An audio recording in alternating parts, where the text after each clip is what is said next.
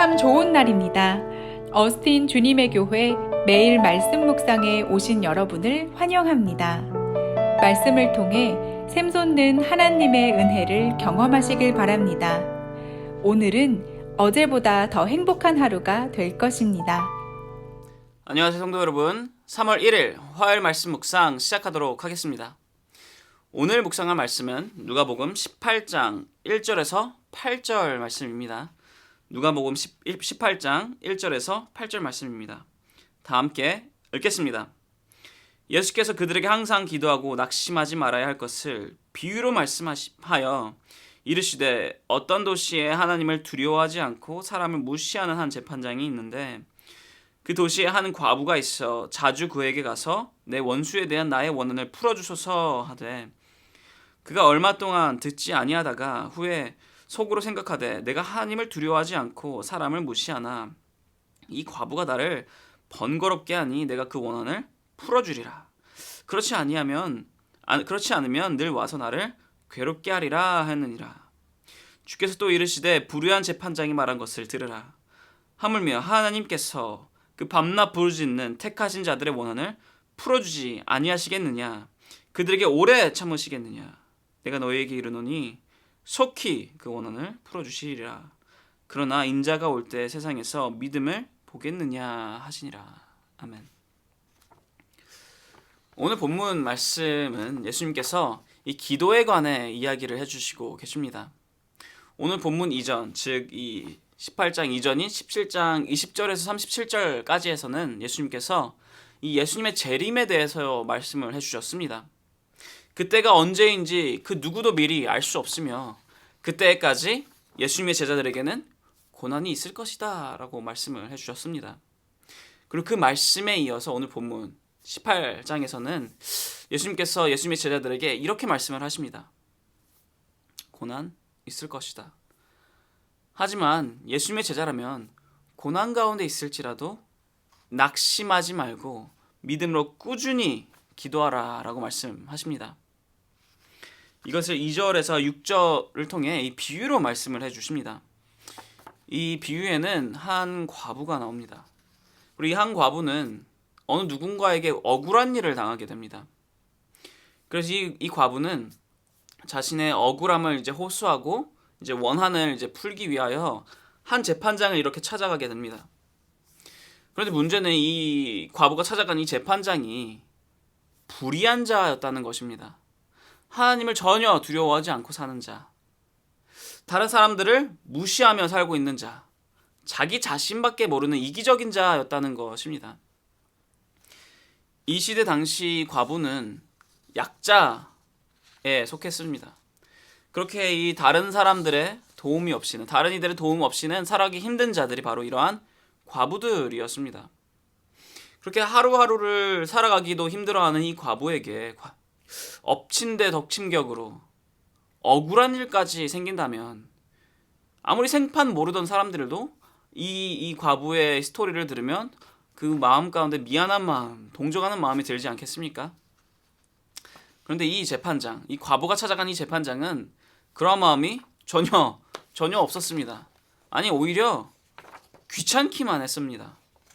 그래서 처음에는 이 과부의 요청을 그냥 무시하고 있었습니다. 그런데 이 불의한 재판장이 한 가지 간과한 것이 있습니다. 무엇이냐면 바로 이 과부의 꾸준함을 간과했던 것입니다.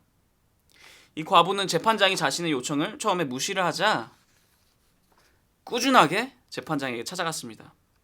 계속해서 재판장에게 찾아가 나의 원한을 좀 풀어주세요 라고 요청을 하였습니다.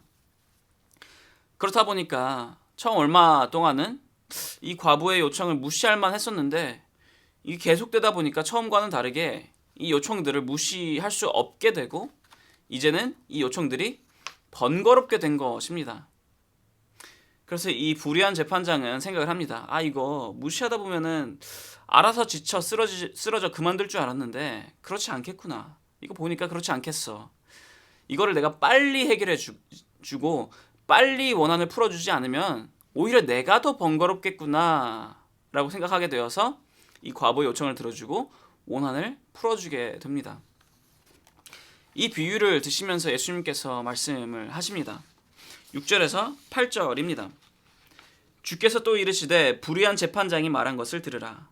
하물며 하나님께서 그 밤낮 부르짖는 택하신 자들의 원한을 풀어주지 아니하시겠느냐? 그들에게 오래 참으시겠느냐?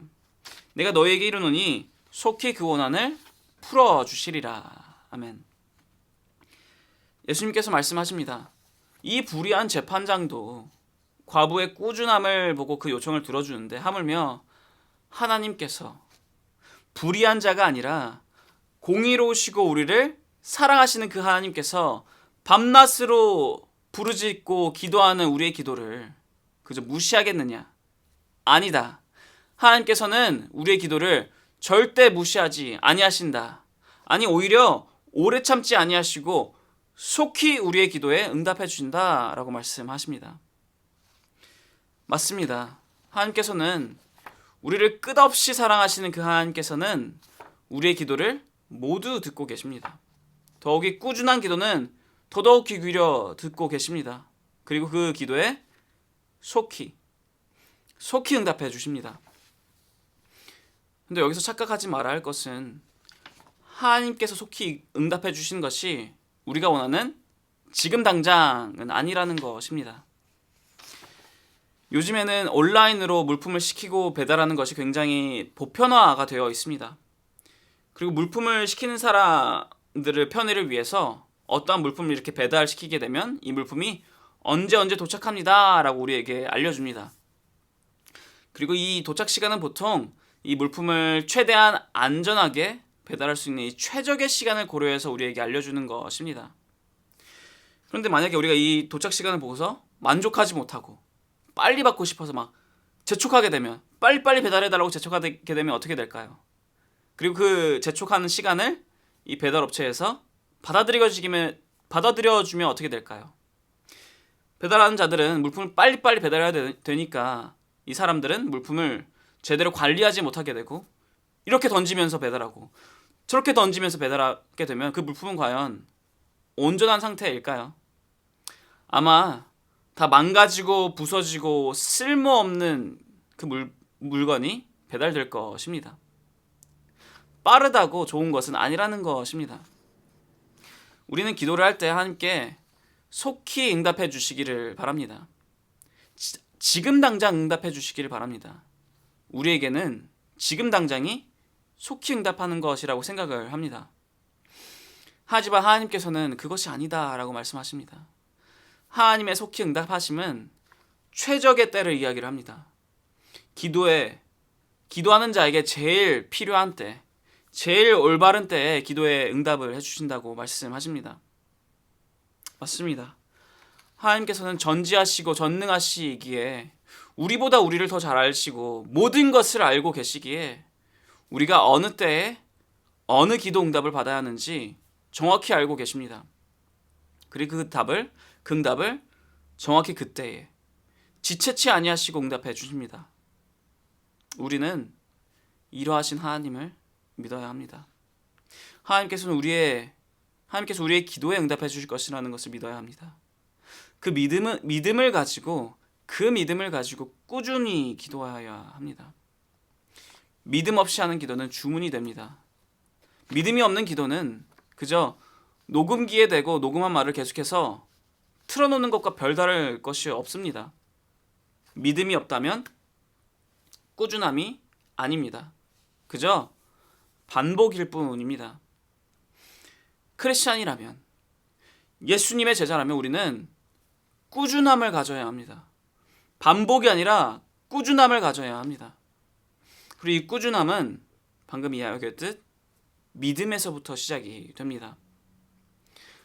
하나님께서 나를 사랑하신다는 것을 믿는 것, 나의 아버지 되심을 믿는 것, 나의 구원자시라는 것을 믿는 것, 그리고 나의 기도에 항상 응답해 주실 것이라는 것을 믿는 것, 바로 이 믿음에서부터 꾸준함은 시작이 됩니다. 성도 여러분, 꾸준한 기도를 하시기 바랍니다. 의미 없이 반복되는 기도가 아니라 믿음으로부터 시작되어 주님께 밤낮으로 부르짖는 꾸준한 기도를 하시기 바랍니다. 그리고 그러한 꾸준한 기도를 하실 때 오늘 주님께서 이 구절들을 통해 약속하신 것과 같이 우리의 기도를 주님께서는 속히 응답해 주실 것입니다. 매일매일의 삶 가운데 꾸준함이 있는, 꾸준한 기도가 있는 성도 여러분의 삶이 되기를 축원합니다. 기도하겠습니다. 하나님 아버지 감사드립니다. 주님께서 오늘 말씀하셨습니다. 꾸준히 기도하여라. 낙심하지 말고 꾸준히 기도하여라 말씀하셨습니다. 주님 믿습니다. 주님께서 우리의 그 모든 기도 들어주실 것을 믿습니다. 그 믿음을 가지고 저희들 밤낮으로 꾸준하게 기도하게 하십니다. 이러한 저희들, 기도하는 저희들 주님 낙심하지 않도록 저희들을 붙들어 주옵시며 이끌어 주옵소서. 그리고 그 가운데 주님의 응답을 맛보는 모든 저희들 될 수 있도록 허락하여 주옵소서. 사랑하는 예수 그리스도 이름으로 기도드렸사옵나이다. 아멘. 화요일 기도 제목으로 함께 기도하기를 바랍니다.